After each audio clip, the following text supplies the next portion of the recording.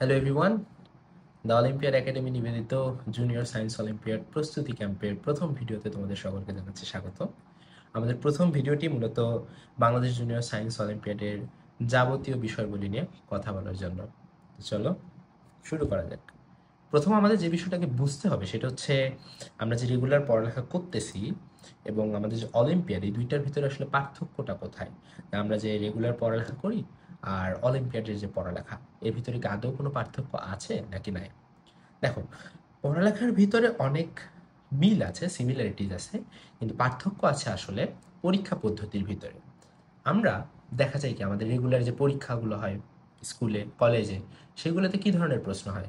খুবই নর্মাল কিছু কোয়েশ্চেন থাকে। আমরা যদি 2-3 লাইন মুখস্থ করে যাই এবং তার পাশাপাশি যদি কয়েকটা ফর্মুলাস মুখস্থ করে যাই, দেখা যায় যে আমি পরীক্ষায় ফুল মার্ক পেয়ে যাচ্ছি। কিন্তু অলিম্পিয়াডে আসলে জিনিসটা এমন না। তো আমরা একটা উদাহরণ ধরি।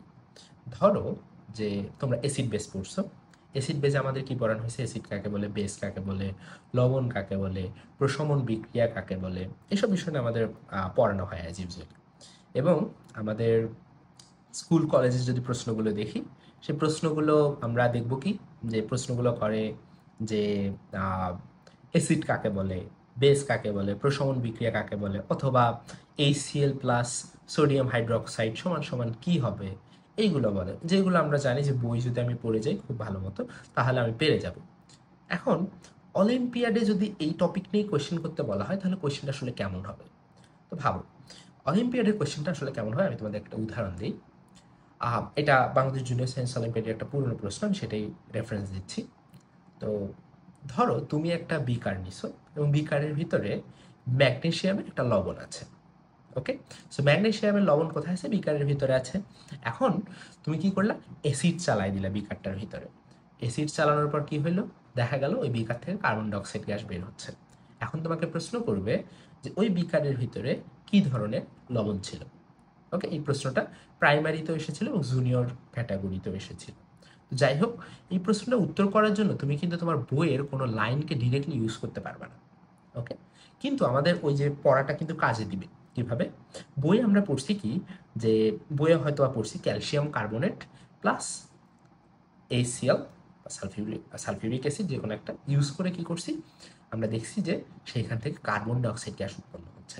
তার মানে যেই লবণগুলোতে কার্বনেট মূলক আছে সেই লবণগুলোই অ্যাকচুয়ালি আমাদের কার্বন ডাইঅক্সাইড দিতে পারে। তাহলে আমাদের কি বলেছে এখানে? ম্যাগনেসিয়ামের লবণ এবং কি কার্বন ডাইঅক্সাইড উৎপন্ন করতেছে, তার মানে এটার উত্তর কি হবে? Magnesium carbonate. ইয়াস। আমাদের অলিম্পিয়াডের প্রশ্নগুলো আসলে এইরকমই হয়। আমরা চাইলেই যে সরাসরি উত্তর করে ফেলবো, এটার সুযোগ খুবই কম থাকে। তার মানে আমাদেরকে কি করতে হবে? বুদ্ধিভিত্তিক চর্চাটা বাড়াইতে হবে, এবং বুদ্ধিভিত্তিক চর্চা বাড়ানোর প্রধান উপায় হচ্ছে বেশি বেশি প্রবলেম সলভ করা। ওকে, আমরা তোমাদেরকে কিভাবে এখন সাহায্য করব? আমরা প্রত্যেকটা মডিউলে ক্লাস নেওয়ার পর তোমাদেরকে প্রবলেম দিব, এবং অনেকগুলো প্রবলেম দিব। সেই প্রবলেমগুলো তোমরা যদি সলভ করো তাহলে তোমাদের প্রবলেম সলভিং ক্যাপাবিলিটি বাড়বে। অলিম্পিয়াডে কখনোই নিশ্চয়তা দেওয়ার জায়গা থাকে না যে 100% কোনো কিছু কমন পাবে বা এইরকম। ওকে, সো আমরা কি করতে পারি? আমরা তোমাদের প্রবলেম সলভিং স্কিল নিয়ে কাজ করতে পারি, তোমাদেরকে বেশি বেশি প্রবলেম দিতে পারি, তোমাদের কতটুকু থিওরি পড়া লাগবে ততটুকু থিওরি দিতে পারি। তোমাদের কাজ কি হবে? তোমাদের কাজ হবে আমরা যা পড়াচ্ছি সেটুকু প্রথমে পড়ে ফেলা, তারপর প্রবলেম সলভিং শুরু করা। প্রবলেম সলভিংয়ের ক্ষেত্রে যেই বিষয়টাতে মেজরিটি ভুল করে সেটা হচ্ছে প্রবলেমটা একবার চেষ্টা করে না পারলে আশা ছেড়ে দেয়। এইটা করলে কখনোই হবে না। একটা প্রবলেমকে নিয়ে বসে থাকতে হবে, ভাবতে হবে, চিন্তা করতে হবে, একবার না পারলে আবার দেখতে হবে, আবার চেষ্টা করতে হবে, বারবার চেষ্টা করতে হবে। এরপরেও যদি না পারো তাহলে তা অবশ্যই আমরা আছি, আমরা তোমাদেরকে সাহায্য করার চেষ্টা করব যথাসম্ভব। তবে আমাদের সবসময় রেকমেন্ডেশন থাকবে, প্রথমে একটা প্রবলেম তোমার নিজের ইচ্ছা মতো যতভাবে চেষ্টা করতে পারো ততভাবে চেষ্টা করে ওই প্রবলেমটাকে সমাধান করার চেষ্টা করা। এরপরও যদি না পারো তাহলে অবশ্যই আমাদেরকে জানাবা, আমরা তোমাদেরকে সাহায্য করার চেষ্টা করব। এখন আসি, বাংলাদেশ জুনিয়র সায়েন্স অলিম্পিয়াডে কতগুলো ক্যাটাগরি আছে।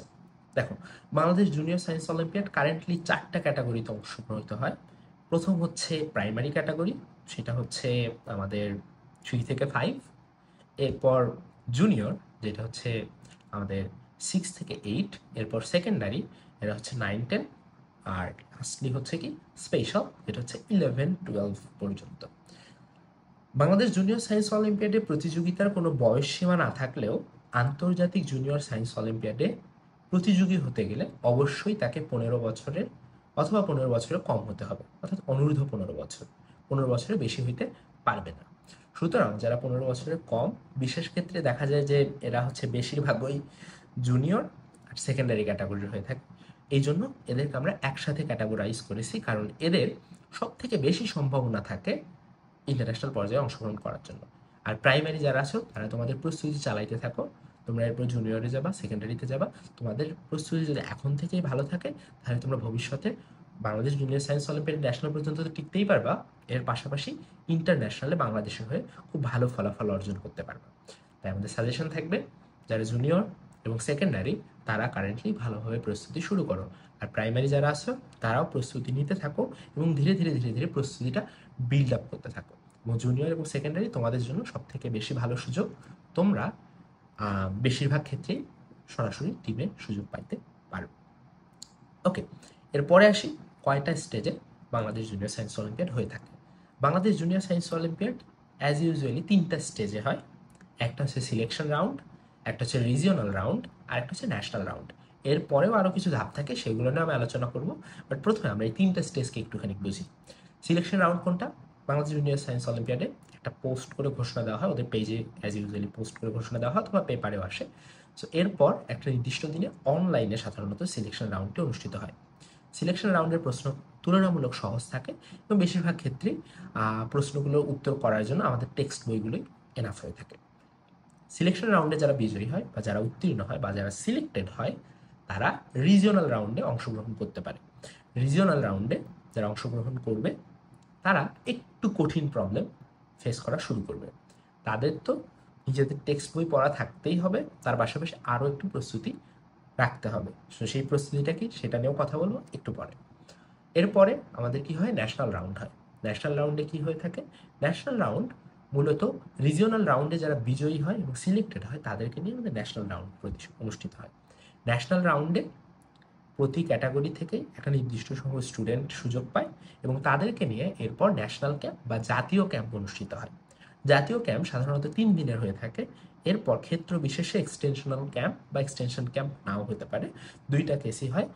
এই ন্যাশনাল ক্যাম্প এবং এক্সটেনশন ক্যাম্পের পারফরমেন্সকে বিবেচনা করে আমাদের আন্তর্জাতিক জুনিয়র সায়েন্স অলিম্পিয়াডের জন্য বাংলাদেশ দল ঘোষণা করা হয়, যেখানে 6 জন সুযোগ পায়।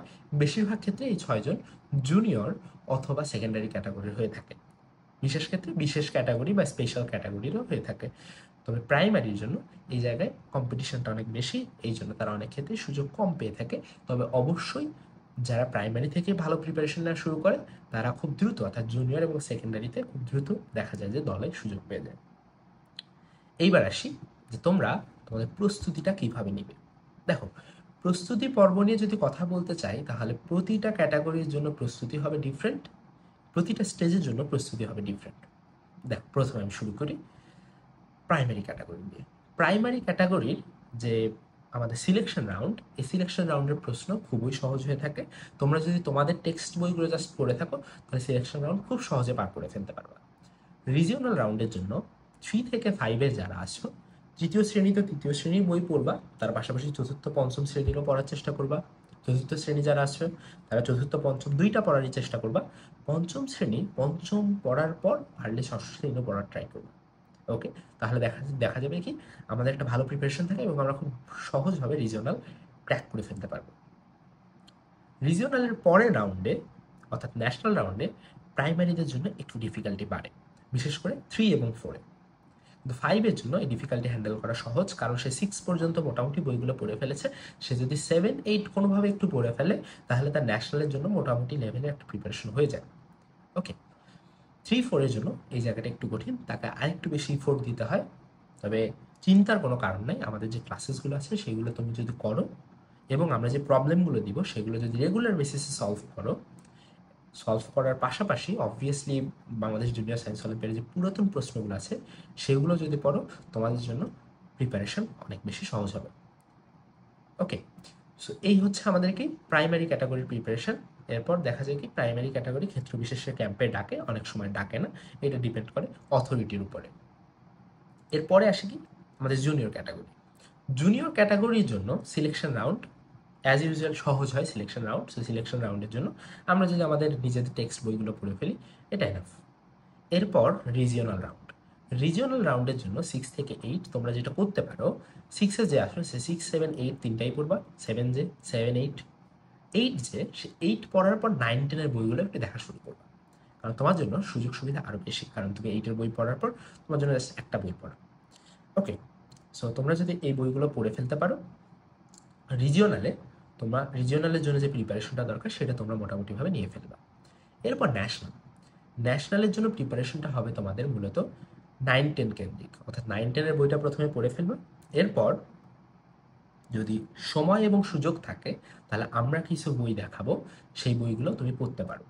ওকে, এর পাশাপাশি প্রিপারেশনের জন্য আমাদের যে রেকর্ডেড ক্লাসেসগুলো দেওয়া হবে সেইগুলো প্রপারলি প্রতিনিয়ত রেকর্ডেড ক্লাসগুলো করে ফেলা, এবং আমাদের যে প্রত্যেকটা ক্লাস শেষে যে পরীক্ষাগুলো থাকবে সেই পরীক্ষাগুলো দিয়ে ফেলা। তার পাশাপাশি তোমাদের যে ক্লাস ম্যাটেরিয়াল হিসেবে যে প্রবলেমগুলো প্রোভাইড করা হবে সেই প্রবলেমগুলো সলভ করা ট্রাই করা। বেশিরভাগ ক্ষেত্রে এই প্রবলেমগুলো কী হবে, আমরা যে বই কয়টা দেখাবো সেই বই কয়টা কেন্দ্রিক হবে, যার কারণে তুমি আসলে আমাদের সাথে যদি রেগুলারলি ক্লাসেস করো এবং রেগুলারলি আমরা যা কিছু দিচ্ছি তা যদি কমপ্লিট করে ফেলো তাহলে দেখা যাবে তোমার প্রিপারেশন অটোমেটিক্যালি ভালো হবে। ওকে, সো এই ছিল 6 থেকে 8-এর জন্য।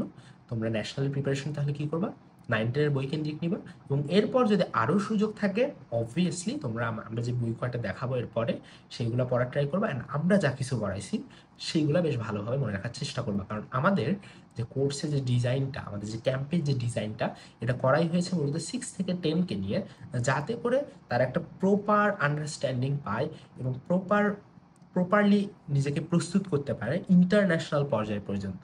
ওকে, অবভিয়াসলি ন্যাশনাল ক্র্যাক করা অনেক সহজ, তুমি যদি বুঝে বুঝে আমাদের প্রবলেমগুলো সলভ করতে পারো এবং আমাদের ক্লাসগুলো কমপ্লিট করে ফেলো।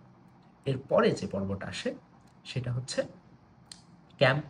ক্যাম্পেও 6 থেকে 8রা নিজেদের কমপ্লিট করার সুযোগ পায়, এবং রিসেন্টলি ক্লাস 8 থেকেও গত 2023 সালে সাবিল ইসলাম নামে একজন ক্লাস 8 থেকেই আন্তর্জাতিক পর্যায়ে যাওয়ার সুযোগ পেয়েছে। সো বুঝতেই পারতেছো, 8-এ যারা আসো তারা যদি প্রপারলি ইফোর্ট দাও তাহলে অবশ্যই তোমরাও সুযোগ পাবে। এবার আসি 9-10। 9-10-এর জন্য প্রিপারেশনটা অনেক বেশি রিগোরাস, এবং যে যত বেশি ভালো প্রিপারেশন নিতে পারবে এবং যার প্রবলেম সলভিং ক্যাপাবিলিটি যত বেশি ভালো হবে সে তত বেশি আগায় থাকবে। ওকে, তোমরা তো তোমাদের নিজস্ব বইটা পড়েই ফেলবে 9-10-এর।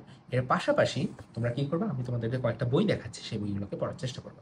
তো দেখো, এই হচ্ছে একটা বই, ইউনিভার্সিটি ফিজিক্স ম্যাপ। এই বইটাকে পড়ে ফেলার চেষ্টা করবে। অবভিয়াসলি এই বইটার পুরোপুরি পড়তে হবে না, তোমরা যদি আমাদের মডিউলে একটা রিসোর্স সেকশন আছে সেখানে যদি চাপ দাও তাহলে দেখতে পারবে যে এই বইয়ের কোন কোন অংশগুলো পড়তে হবে।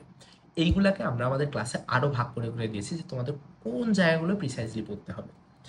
এরপরে এই বইটা মূলত 6 থেকে 8টা শুরু করতে পারো। এটা হচ্ছে জেনারেল কেমিস্ট্রি বাই ইবিংগেমন, অনেক সহজ ভাষায় লেখা, ইংলিশে লেখা, যদিও ইংলিশ ভয় পাওয়ার কোনো কারণ নাই, কারণ এটা ইংলিশের বই না, এটা একটা কেমিস্ট্রির বই। কেমিস্ট্রির বইটা অনেক সুন্দর, তোমাদের কাছে আশা করি কঠিন লাগবে না। তোমরা ইংলিশ বই পড়া যদি শুরু করো দেখবো যে কঠিন লাগবে না, যারা ইংলিশ ভাষণ আছে তাদের জন্য তো আরও বেশি ভালো। এটা 9-10-ও পড়তে পারো, তবে 9-10-এর জন্য আমরা অ্যাজ ইউজুয়াল এটা সাজেস্ট করি না, এটা 6 থেকে 8-এর জন্য। এইটারও যে পুরোটা পড়তে হবে এমন না, আমরা যতটুকু দেখাবো এবং আমাদের রিসোর্স সেকশনে যতটুকু মেনশন করা থাকবে জাস্ট ততটুকু দেখলেই হবে। কারণ আমাদের এখানে একটা সুযোগ আছে যে আন্তর্জাতিক জুনিয়র সায়েন্স অলিম্পিয়াডে কিন্তু ক্যালকুলাস নেই, ক্যালকুলাস সংক্রান্ত কোনো ধরনের সমস্যা থাকবে না।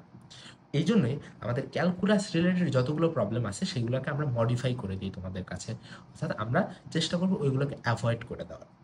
ওকে, এরপরে 9-10-এর জন্য কেমিস্ট্রি একটা সুন্দর বই হচ্ছে রেমন্ড চ্যাংয়ের লেখা এই কেমিস্ট্রি বইটা। এটা অনেক সহজ ভাষায় লেখা এবং সম্ভবত এটা এখন পর্যন্ত বেস্ট বই।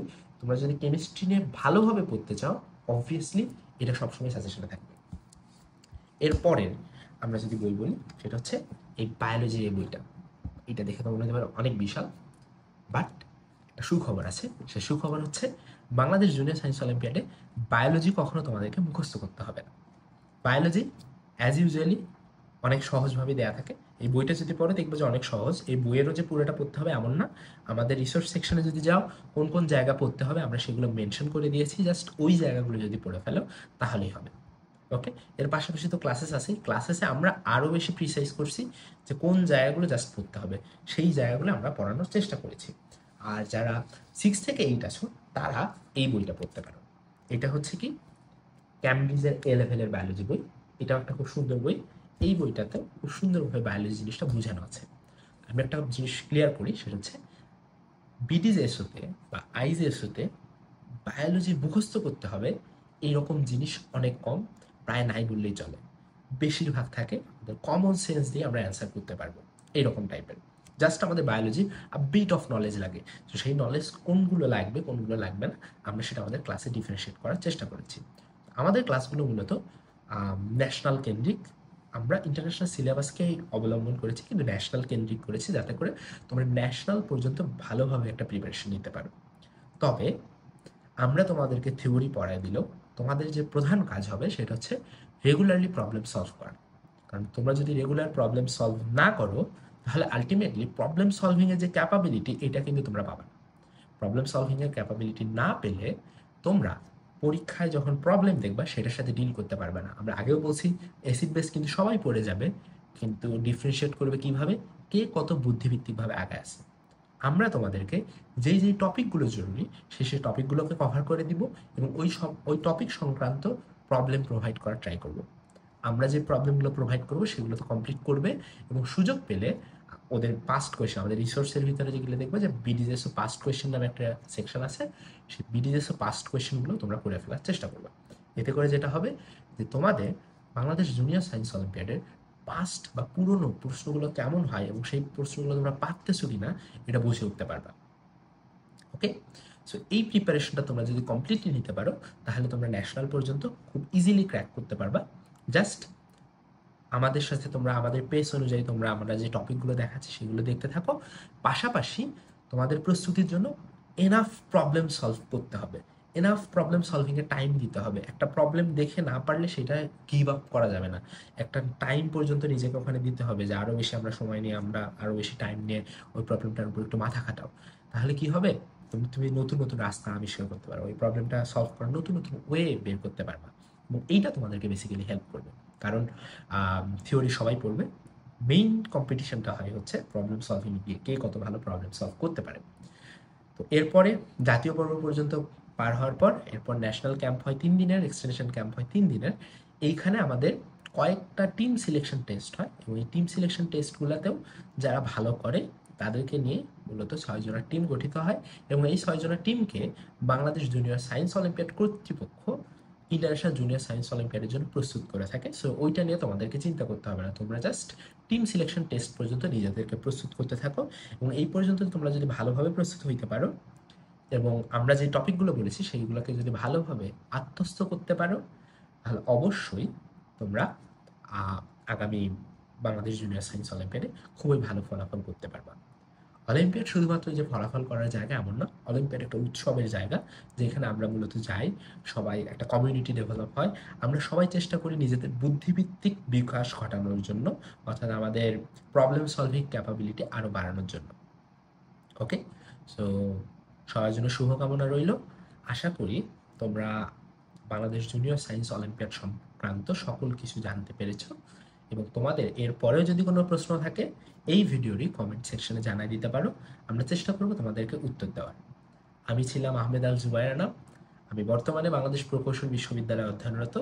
আমি 2019 সালে ইন্টারন্যাশনাল জুনিয়র সায়েন্স অলিম্পিয়াডে ব্রোঞ্জ মেডেল পেয়েছিলাম, এই হচ্ছে ব্রোঞ্জ মেডেল। ওকে, আশা করি এরপর আমাদের ক্যাম্প থেকে কেউ না কেউ বাংলাদেশ জুনিয়র সায়েন্স অলিম্পিয়াডের সুযোগ পাবে এবং বাংলাদেশকে প্রতিনিধিত্ব করার যে গৌরব সে গৌরব অর্জন করবে। তবে আবারও বলে নিচ্ছি, অলিম্পিয়াড শুধুমাত্র একটা পরীক্ষা না, অলিম্পিয়াড একটা জার্নি, যে জার্নিতে তোমার বুদ্ধিবৃত্তিক বিকাশ তো ঘটবেই, তার পাশাপাশি তোমার প্রবলেম সলভিং ক্যাপাবিলিটি অনেক বেশি বেড়ে যাবে। ওকে, সবার জন্য শুভকামনা। আল্লাহ হাফেজ।